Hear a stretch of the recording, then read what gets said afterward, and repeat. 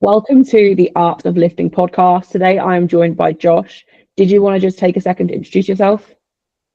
Yeah, my name is Joshua Ngoka. I'm a 120 plus lifter, but I've been kind of to 120's and I've been lifting for around 2.5 years now. Perfect. Yeah. So I'm just going to dive straight in because I knew you hadn't been around for ages. Obviously, you're still so young. So you're 19 now. Yeah, I'm 19. Yeah, and I wasn't sure when your first meet was. So your first meet was August 2022. So it's been literally just over 2 years. Yeah. First question that I kind of ask everyone is, how did you find powerlifting? I found it through my friend Nonso. So he was powerlifting first, and I saw him competing. So I was like, I'm gonna get interested. I'm gonna get like involved with the sport. So I saw him compete in like February. I think he did like a local competition. Then in March he did nationals. So like after that, I started. Well, I guess after his first competition in February, I started taking training more seriously and started doing like powerlifting movements. And my first competition in August of that year in Bethnal Green. Really cool. So I know obviously you and Nonzo, like I've seen online, like you guys are obviously pretty close, and you've kind of come into the sport together almost. I was going to ask you, like, were you training powerlifting for a long time before your first comp? You kind of said you got more specific after seeing him compete. Was that kind of what, I guess, what made you start focusing more on it? Were you just general training before that? Yeah, I would say before that I was kind of more like general training. Like I'll go to the gym. I've been going to the gym since I was 13. I've been benching quite. I benched. I kind of deadlifted here and there, but I was not really consistent with it. And that's got to that all. So when I made the switch to start powerlifting, that's when I started. That's why I introduced squats into my training as well. I started taking other lifts more seriously as well. So you started training at 13. Did you do a lot of sports and stuff growing up as well, or did you just try to find the gym? Oh yeah, I did like rugby, like shot put, bit of football as well. Like mainly like physical sports in general. Yeah, I mean, there's sports that have a good carryover too. So did you get into the gym to help those more than just trying to get in shape? I guess I can't go to the gym because I wanted to go to the gym anyway, but in a way I did it went to the gym as well to like help those sports as well, just getting stronger for rugby because it's a very physical sport as well. So like those carry over in both ways. Yeah. At what point did you decide to go all in with powerlifting?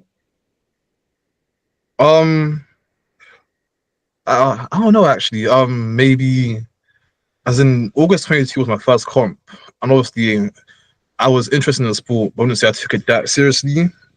So I'm pretty sure I stopped training for a bit as well after that comp because I had to focus on other stuff as well. I would say maybe in the lead up to nationals of 2023, that's when I started taking the sport a lot more seriously because that's when I thought, oh, I could actually win and like go world as well. So that's when I took the sport a lot more seriously. I was like, okay, let me just lock in a bit.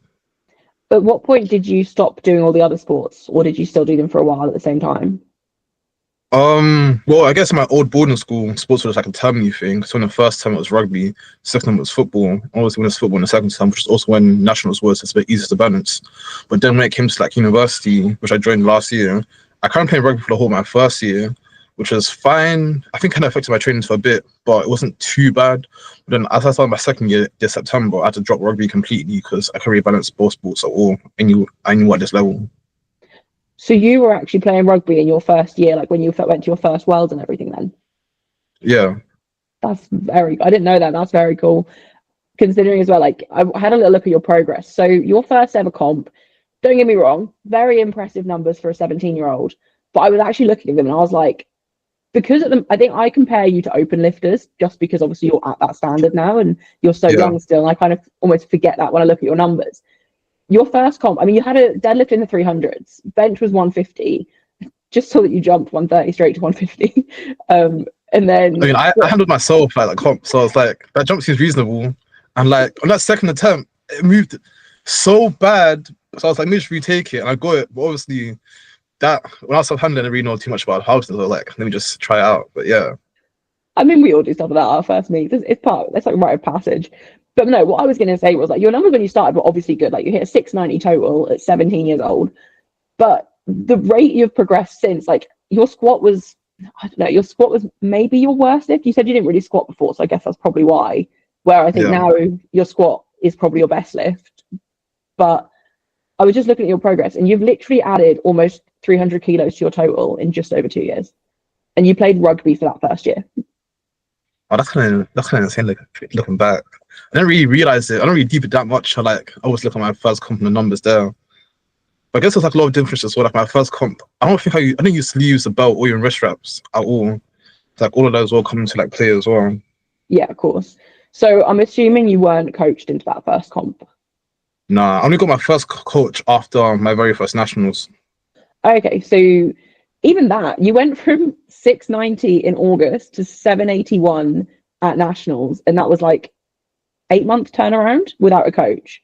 Like that's Yeah. like, could you tell quite early on that you had a bit of a gift for this sport, or was it just you kind of enjoyed it, so you just kept going and saw what happened? I think a bit of both. Because I think before my first nationals, I didn't really follow Parkland that much either. So the only frame of reference was like my friend Nonso, who because we went to the same school. So I'll just compare myself to him. So it's like I'm similar to him numbers wise. So it's like, okay, I'm pretty somewhat decent at the sport. But I didn't realize how good I was at the sport at the same time. And like training wise, I just kind of just found programs online and just kind of spammed them over and over again, which kind of worked out. I didn't really know what peaking was or tapering. So I know before my first nationals and before my first local as well, all I did the week before, just I stopped training completely. I thought that's what you're supposed to do. It's like the old school way. It was go really hard Yeah, in training and then just take a week off and turn up and see what happens. yeah. Were there any specific programs you remember following, or was it just whatever you could find? I think for my first local competition, I followed Candito's 6 week intermediate program. I spun that for a bit. Then I got bored of that program, so I think I tried this Sun's 531 program. Then after Yeah, that, I found this one random program on like I think cast iron strength or something. It was like this 12 week program. So I ran that into nationals. Then I think in the last week of that program, actually, I switched up to something else. I think I switched the last week of that program to the last week of Candito's 6 week program. I know in the last week of his program there was like singles or something, so I switched it up. That's basically what I did for into lead up to nationals. yeah. I think they're quite common, like templates to follow, especially the Candito one. I think a lot of people start there. It's weird to hear people that started in the last couple of years use them, because I feel like they were a thing like 2017, 2018 time. Was it? Yeah, that when I first, I mean, I think 531 was really big when I started. That was like 2018 time, maybe just before. And I remember Candito being a thing like similar time, I think, as well. I kind of just searched up online like what's the best program to use, and people were like just use Candito. So I was like, I'll just use it and see how it turns out. No, I do think people still use that, to be fair. So you were saying that like obviously Nonzo was a big part of kind of how you got into sport, like, and you just kind of did it together, almost like similar numbers, just kind of kept going together. Did he have a coach at that point? Do you know?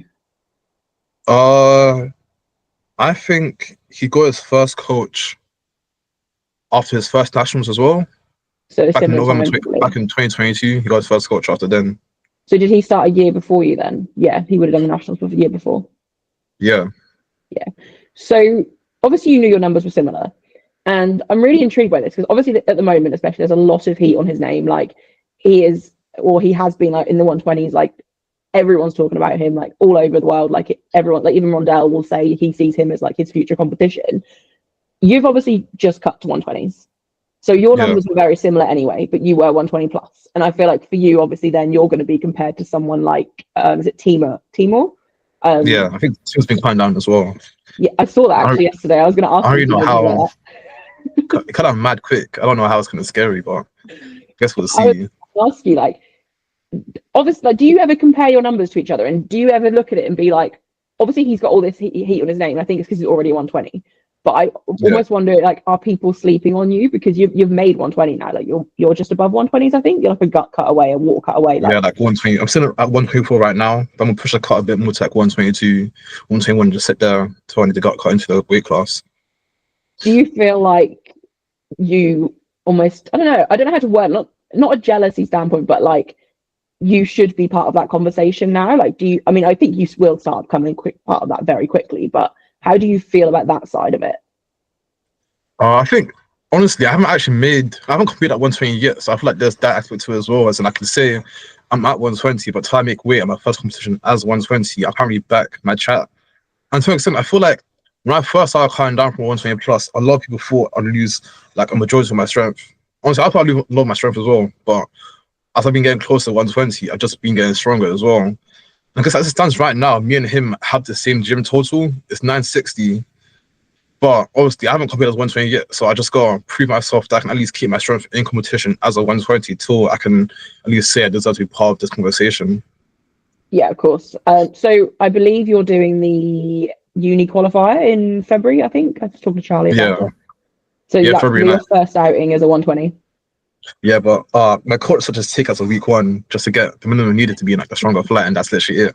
So it's not too serious, but we'll see. I hope I can make weight. I'm sure, like, especially if you're not too worried about performance, like you can just focus on making weight, can't you? Like, even if you feel terrible, like just make weight and then refine it for nationals. So I guess nationals is going to be your first big outing as a 120. Yeah. Is Nonzo doing junior nationals? Do you know? Nah, he's not doing junior nationals. He's doing Open Euros, which is 2 weeks before. It's in Malaga. So I Okay. do know he's using his total as dispensation for the juniors world's selection pool. So I was going to ask you, like, you'll obviously, if you were competing against each other, then there would naturally be a lot of eyes on it to see what he does.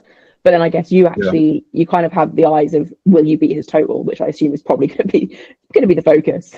Yeah, as in people told me that since he's not doing juniors, I should just focus on being a total then since it's 2 weeks after. So it's just like it's just a number to beat.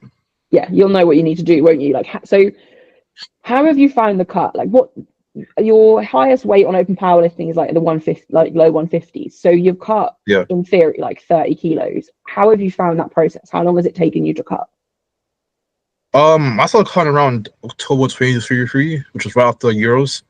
So I think I don't know, maybe I think I was playing rugby in my first year. So I was cutting down, playing rugby and doing powerlifting. I feel like my training was affected quite a lot. It kind of led into like nationals as well in a way, because my first junior nationals kind of I came second after Berriman. Obviously, I didn't have my perfect day, but I feel like I kind of had a subpar training sort of phase as well, because of the whole balance of all these different sports and calm down at the same time. But then after that nationals, when I started playing rugby, I kind of focused on just the cut and training as well for powerlifting. And I feel like after that, I kind of found my stride in a way. Like training since then has been pretty, I don't necessarily say perfect, but it's gone pretty well. Obviously, after that, I didn't know I was going worlds, so I've just been doing my own thing. Then I got a call up for junior worlds this year. I stopped eating in deficit. I think that's when I was like around 137 kilos or so. So I eating maintenance, did a singles, well, I had a doubles block, then the singles in the week 4, just to see my strength was at. And it was surprisingly high. I think when I did it, when I did it at 9:15, that was my first time ever touching 100 plus. Because before that, the highest I did was 882. So I'd say it's quite hard, but as long as I stay on top of everything, it doesn't really get too stressful. Yeah, so I guess cutting rugby out obviously would have been a big stress on your body, kind of gone, which Yeah, probably would have made it a little bit easier. So in terms of your lifestyle, then am I right in thinking that you're at uni, aren't you? yeah. So how does your life look around training? So like, is your life kind of quite tailored to training? Obviously, apart from the studying side, like, do you try and basically just optimize everything to give you the best chances, or are you quite relaxed with things outside of training? Um, I guess outside of training, the main two things I kind of really focus on is just getting enough sleep and getting enough protein in as well.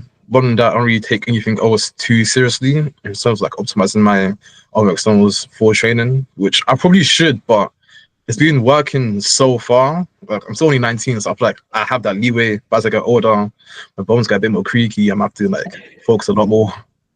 No, you definitely have obviously age on your side as well for the recovery side. Like my level is nowhere near yours, but when I was like 19 and I was competing, I worked in a gym, so I was teaching like spin classes and then doing like my heavy squats after and stuff, and I was fine. Just ate a bit more. Like you can definitely recover well at that age, and it'll yeah. And then obviously going forwards, like there's things that you know you can add in if you need to.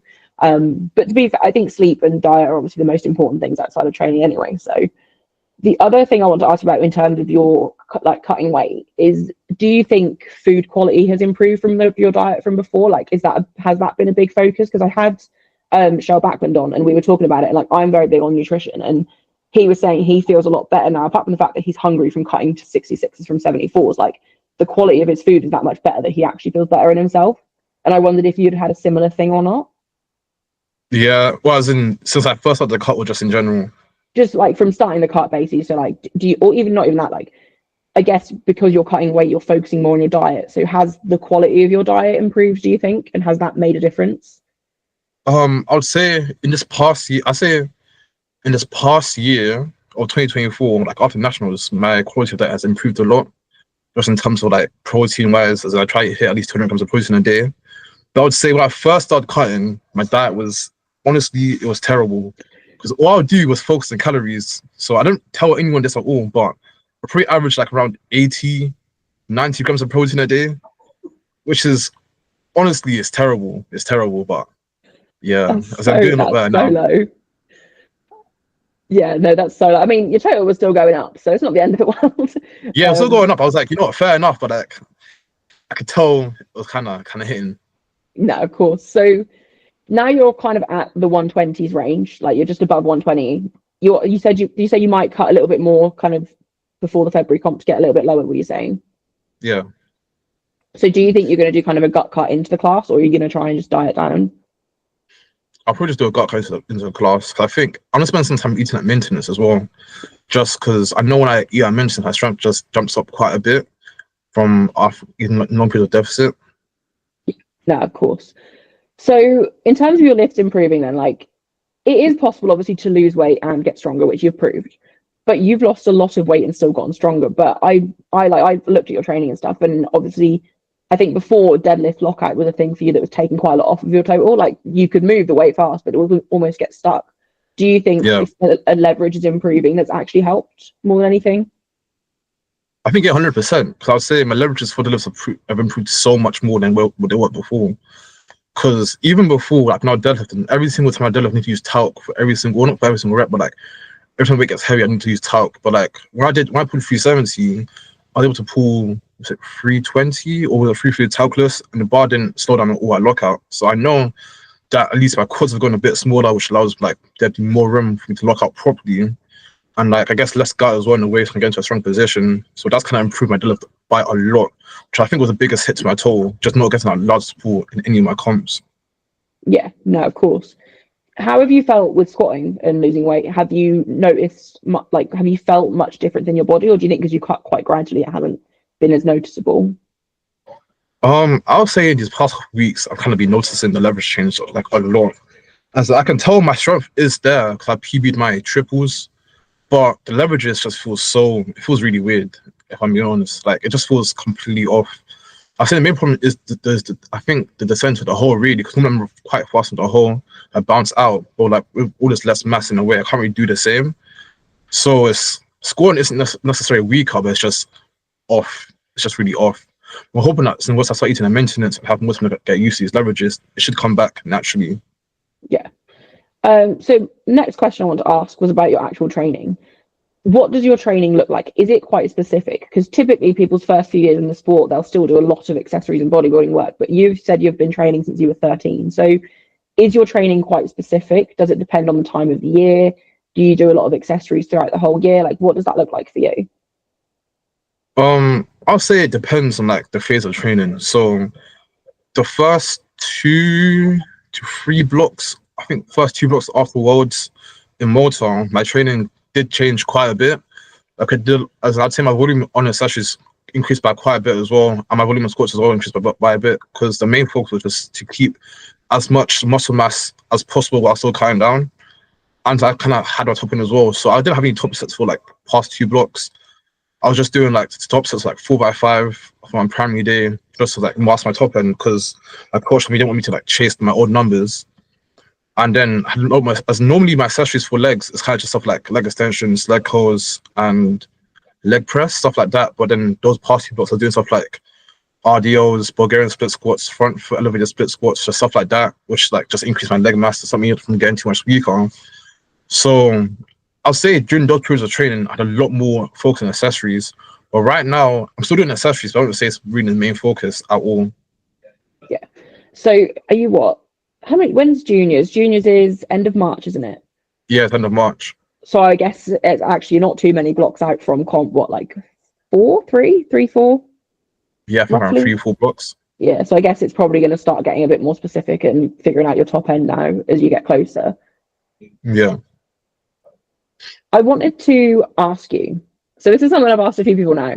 You're at a high level and you've literally been in the sport for just over 2 years. And I think next year is going to be a really big year for you anyway. Like, do you think, other than genetics, and I guess probably your sporting background beforehand, do you think there's a reason why you are progressing the way you are? Like, do you think it is down to just work ethic and that you're working harder? Do you think it's kind of the nutrition side? Do you think it's the recovery side?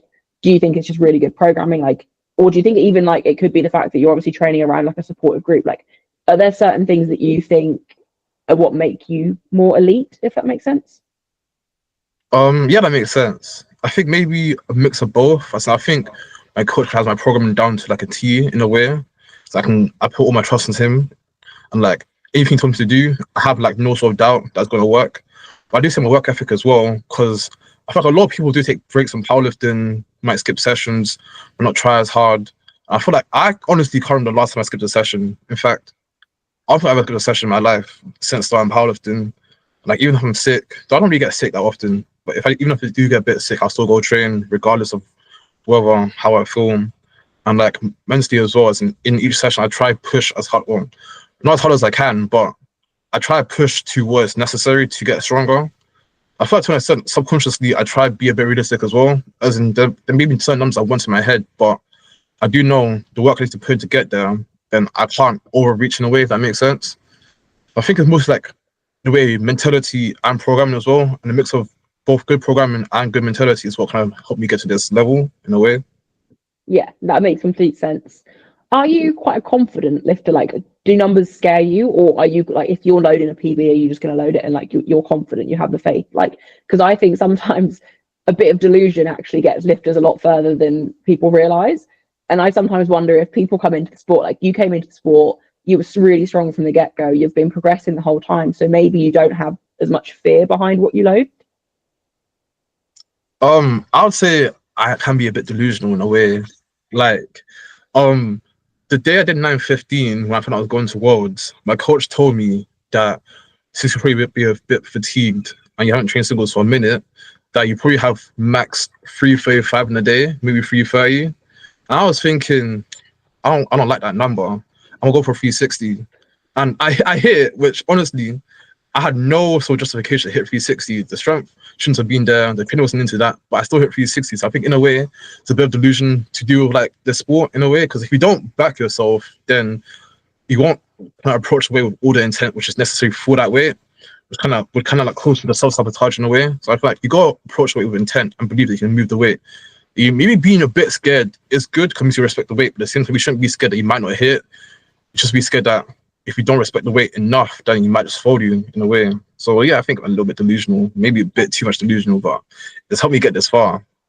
No, I genuinely think it's a really good like skill to have. So one of my lifters I use as an example of this all the time. Like he's only in I think his second, maybe third, now coming to his third year, and I think the heaviest squat he hit in training was like 195 for two, and he had a comp like the next block. He was like, I've got 220, like I've got 220. We'd never even loaded in the 200s, but he was adamant he had 220. And I was like, look, we're not trying to qualify for anything. Just see how the day goes. If we think it's there, we'll load it. And I don't know where this 220 squat came from. It's 25 more than he'd ever hit, and he just did it. And I swear to God, it's like a delusion thing, but it's a really good quality for people to have, I think. Yeah, I think 'cause a lot of people say there's like a lot of psychology behind sports as well. Like if you believe you can do something, then it will help you get to that goal a lot faster than if you just didn't believe it in the first place. No, I completely agree. And actually, when I don't know like how much you kind of listen to other things and stuff, but with like the talk of the American sweep for Worlds this year, and people talking about obviously how arrogant a lot of the American lifters are and stuff like that. And I've always said, like, I'm a big fan of a lot of them. And I'm like, yeah, but do you not think the arrogance, obviously there's other things as well, like a lot of them played sport the whole time they were growing up and stuff, but that arrogance is probably why they're so good, because they just believe they can do whatever they want to do. Isn't I feel like other sports have arrogance as well, but for some reason in powerlifting, a lot of people look down on arrogance. But I feel like the arrogance is what lets people do amazing things in a way. Yeah, I completely agree. And you can be arrogant around like your own training and your own lifts, but still be obviously respectful of what other people are doing. Like I don't think it's a bad quality as long as you manage it well. Yeah. So you can be arrogant in yourself, but in a way that lifts you up, not in a way that puts other people down, if that makes sense. Yeah, no, I completely agree. Do you think there's any other qualities that you or maybe other like higher level lifters that you've met have got that more like intermediate beginner lifters maybe don't have, like kind of on the same wavelength of like that little bit of like delusion or arrogance or anything? Maybe like absolute self-belief in themselves in a way that they believe that what they want to do will get done, and that they don't see anyone else beating them, but they don't fathom the thought of losing, or the fact that they might lose to push them that much further. But some people might see themselves lose and just be like, might pull back, might think, oh, I don't want to do this anymore. But some people think that aspect of losing is what makes it even more exciting. That this battle, which they're about to enter, is going to push them to a new level in a way. So I think that's that's another aspect of it as well. Yeah, I think it's the mindset, I guess, isn't it? Like both answers that were given, like it is just mindset and how you how you believe in yourself and your confidence in what you can do, I guess, which will be, I think that is what sets a lot of lifters apart. To be like, when you do speak to more elite level lifters, like they do have this confidence in themselves and the self belief that they can do it. And it's like, well, even I think I had Gabby Martinez on before, the American lifter, and she was like, I'd rather be a bit delusional and tell myself I'm gonna, and like put everything in, put all my eggs in this basket and try my best. Because even if I don't make it to the level I say I'm going to, I've probably made it a lot further than I would if I didn't try and say these things. Yeah, that's true, 100%. Right. So we've kind of covered your journey in the sport so far and stuff, and your cut and everything. I want to talk about your plans for next year, because I mean, from like a fan perspective and like an outside perspective, next year is potentially a massive year for you. You've already done the big comps, like you've done Worlds, you've done Euros as well, like Junior Euros, Junior Worlds. Yeah. You podiumed at both. You won Euros. You second at Junior Worlds? Yeah. Yeah, second after Timor. I was about to say to Timor. So like I can't really do much about that, but like it's fine. Quickly before we talk about what I was actually going to ask, what are you thinking since you saw Timor's cut down? I was thinking, there's no way this guy's already been 120. Because I was thinking he was like 155 at Junior Worlds. Let me see, cut damn near 35 kilos in what, 3-4 months. Yeah. And if he made that cut without losing any strength, then fair play to him. But like, I'm like, either he hasn't made a cut or he's made a cut and his strength is gone. But he was saying he'll pull 411 at 120 at Open Euros, which is kind of insane to me. Can't give him a nonce of run for his money if he's gonna pull that much at 120. It's gonna be insane to see, like absolutely insane. Do you know who the other GB 120 is that's going, or is there just Nonzo? I think Mo's going as well to Open Euros. That's gonna be an insane battle, like with him coming down. It's really, like you say, like he's cut that weight really quickly. Yeah. But obviously he must be feeling good to say he's gonna pull 411, right? Yeah, that's what I'm thinking. I mean, I've seen his training. It just baffles me, his training. It's just like 30 sets of singles and that's it. Oh, it's crazy. So my actual question was going to be like, what are your plans for next year, firstly? Or like comp-wise or total-wise? I mean, both. We'll do comp-wise first. Okay, comp-wise, the main goal is obviously the varsity university qualifying February 9th, just to get the 120 qualifying total. Then after that, I'm planning to do junior nationals. I'll use junior nationals to qualify for junior worlds and go junior worlds. My main goal for junior worlds is to win. As I don't want to just podium and win. I think there should be Nonso, Joseph, which is a junior from Trinidad, and I'm not actually sure there's any other juniors coming up in 120s. I think there's this Dante guy as well, Dante Dillon from America. Yeah. Who's a junior. He has a massive squat, but his deadlift isn't really that good. I think he deadlifts like 280. I don't know if I should say this, because I don't know this guy at all, but I saw a massive squat PB for him the other day, and it was definitely very high. Yeah. I mean, it's on track for Americans, just high squats, but I mean, hopefully he'll bring the standard for that comp there. But yeah, him as well. So I'm aiming to win that comp, Junior Worlds, which is in Costa Rica.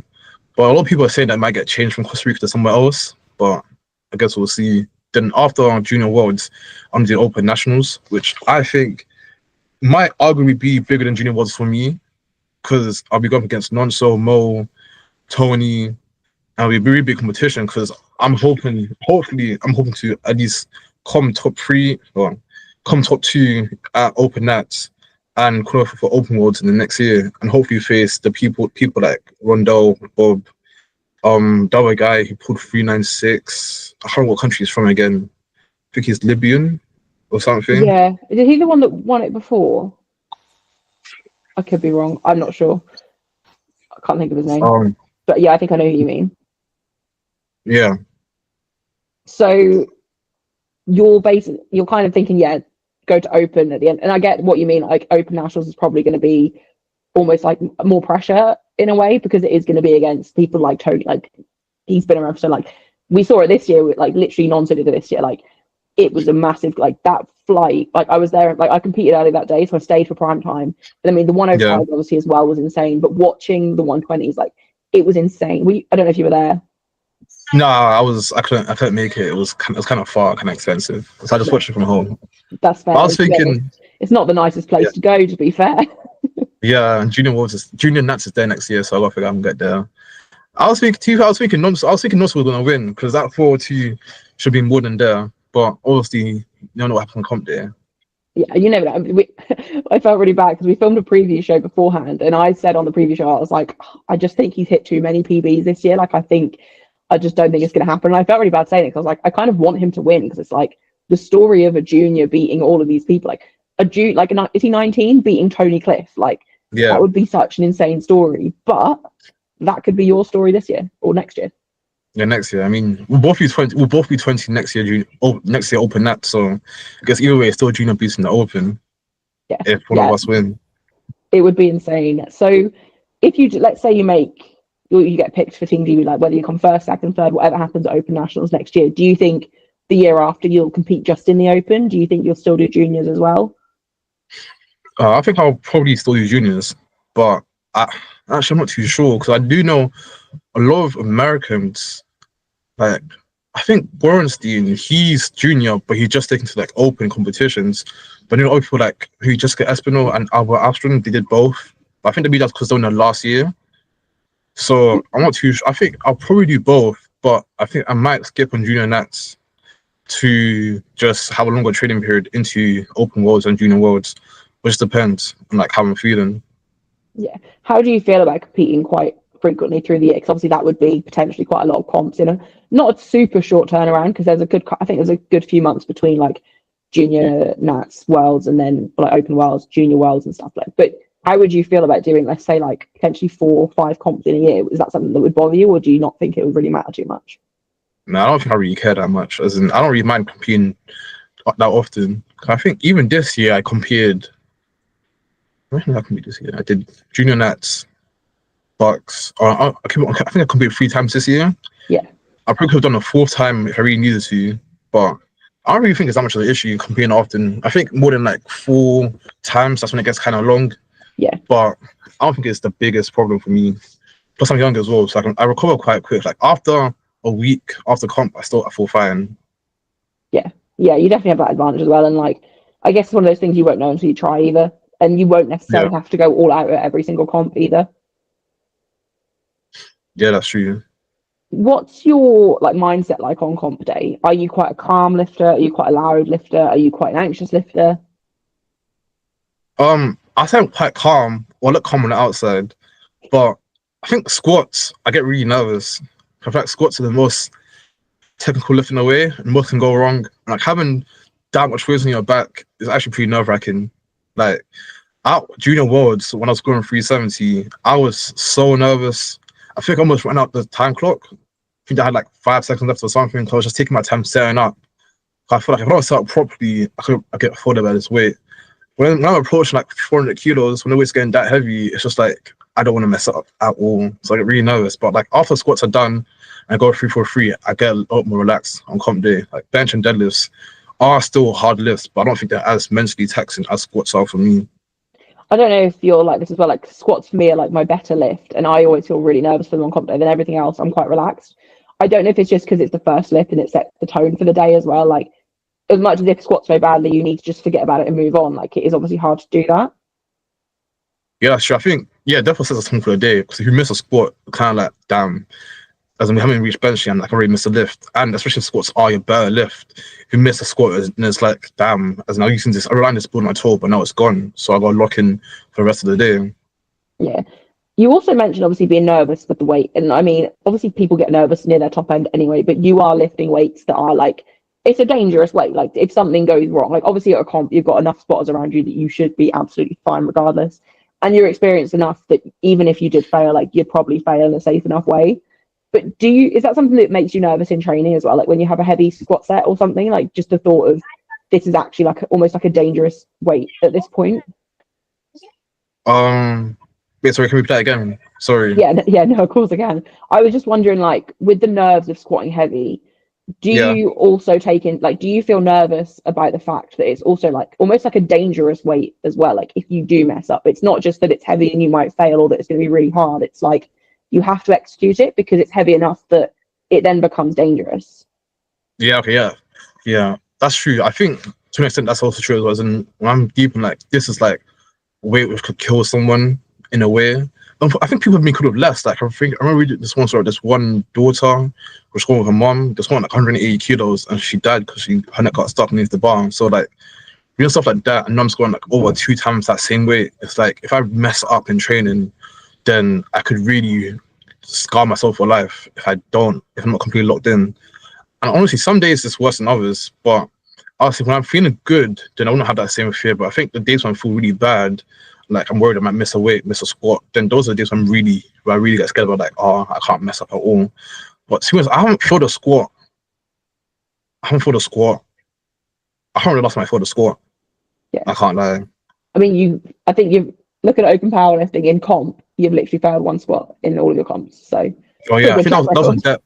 That was on depth. I was like, There you I go. remember thinking, I was on depth, even though I'm pretty sure I hit depth, but it's fine. I got on my third, I'm pretty sure. That was at junior world. That was at sub-junior worlds, right?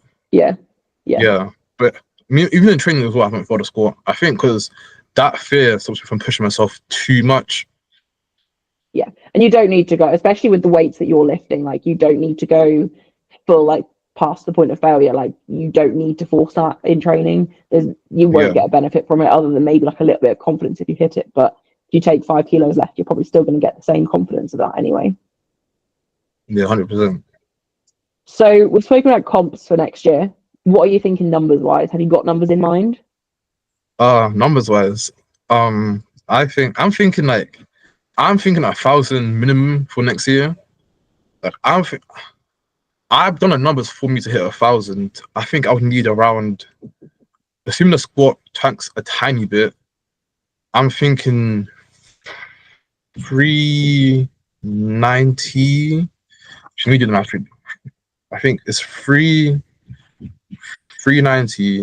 225, and 385 was what I need for 1,000. But I think that they are pretty reasonable just comparing to what I've done so far.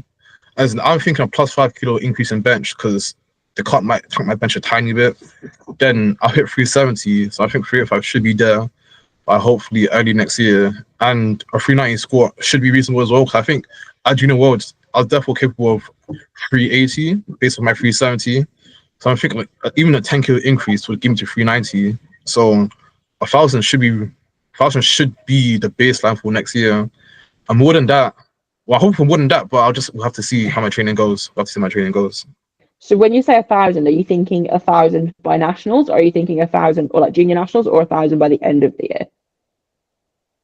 I think I should be able to hit 1,000 by junior nationals. Whether my coach does me load it at junior nationals is a different issue, but I think there's no reason why I shouldn't be capable of 1,000 by junior nationals, just looking at the numbers I need for it. That would be insane. But the thing is, when you break it down into numbers and you look at what you've already done, it is realistic, especially at your age. Like, it is realistic. It's just when you say 1,000 as a total, it just sounds so insane.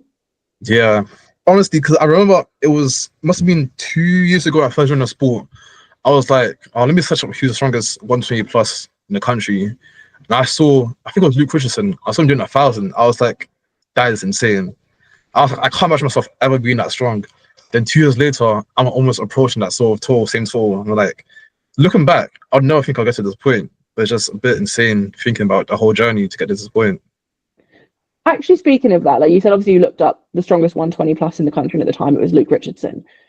Did you ever, like when you first got into, like, let's say your first year of the sport, when you started taking it a bit more seriously and stuff, did you always think you were going to cut to 120? Did you start looking at the strongest 120s, or were you thinking 120 plus was where you were going to be? I think low key, me and my coach were already talking about cutting to 120s by like junior worlds, sub junior worlds. Like, and we always knew we were going to cut to 120s. We just needed the time to cut to 120s.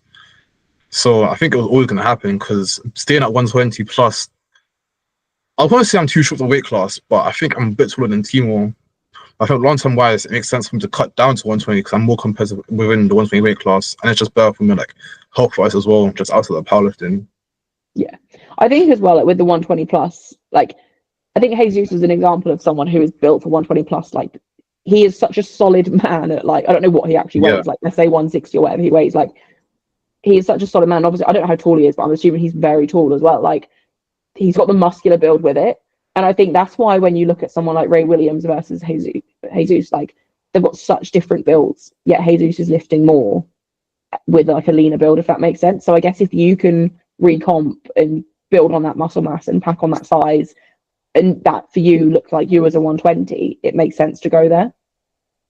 Yeah, yeah, 100%. I think he just weighs like 180 kilos actually, or like 170, 180. He's a heavy guy. That's crazy. But like he's so solid for someone that heavy as well. Like he is built for that class, which is why he's dominant in it, isn't it? Yeah, that's true. I don't think there's anyone who's coming close to him. Closest person to him cut down to 120s. So he's gonna be like dominant for a couple more years till someone else comes in. Do you see yourself staying 120 then? Or do you think one day you'll go back up? I think for at least the rest of my juniors career, I'll probably stay 120 just because that weight class makes sense for me at my height as well. But I guess if I can't stay 120 anymore, then I might go 120 plus. But I don't think I'll ever be that heavy again.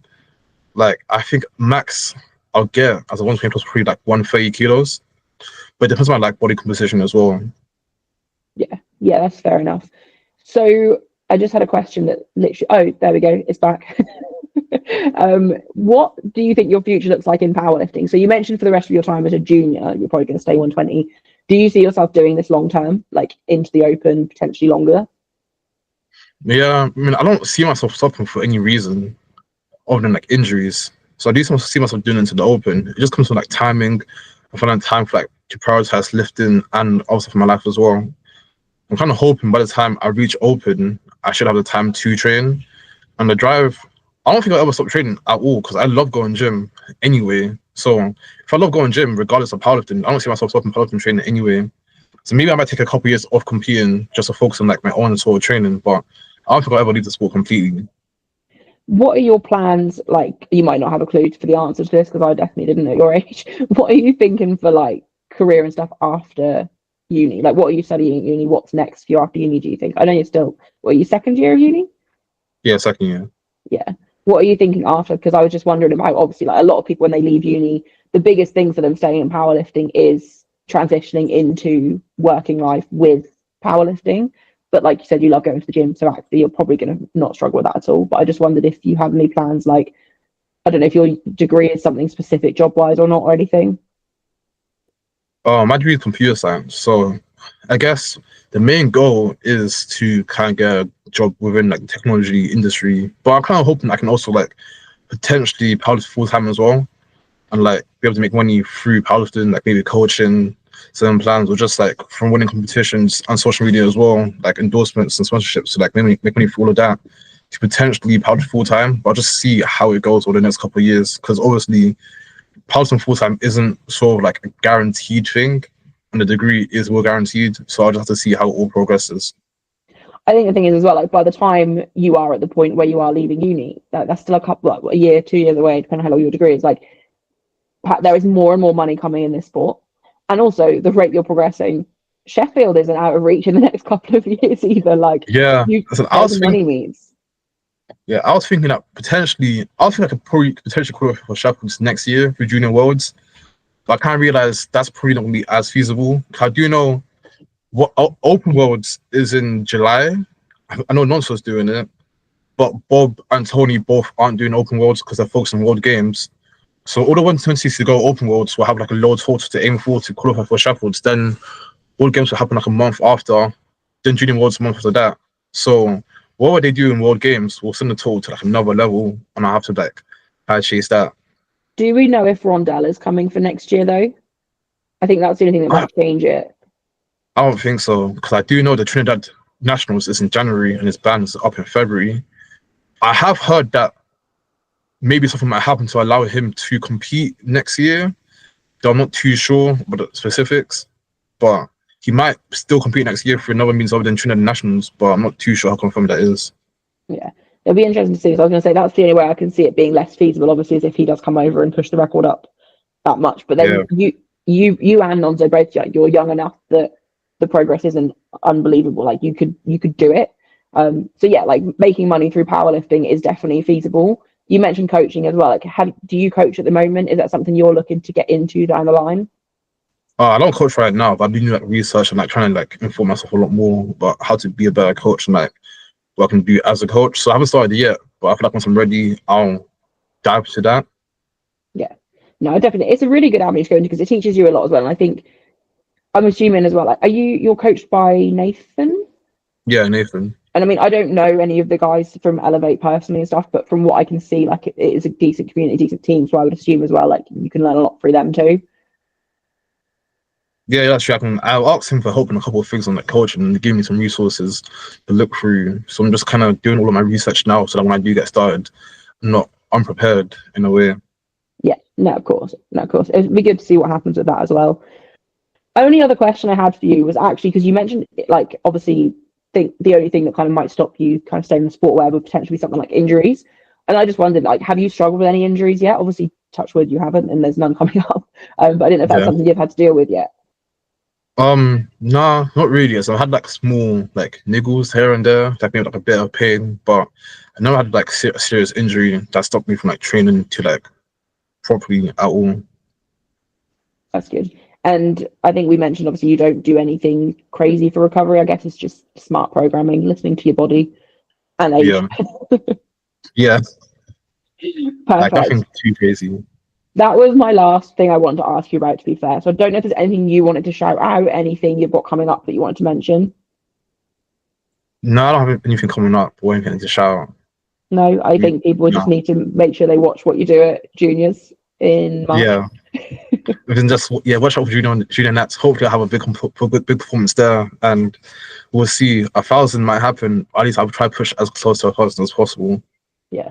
Do you think you'll push to 1,000 even? Let's say Nonso hits 970. Let's just say 970. I don't know, random number that came to my head. Do you Yeah, think you'll still push for the 1,000 mark, or do you think you'll just go for like 972, 975? I think I'll still push for 1,000 just to smoke him. Because why not? That's the answer I was hoping for. Nice. Thank you so much for joining me. If people want to follow you or anything, like where can they find you on socials? You can find me on like Instagram, TikTok, and YouTube and Ngoka lifts. And yeah, that's literally it. Perfect. Thank you for joining me.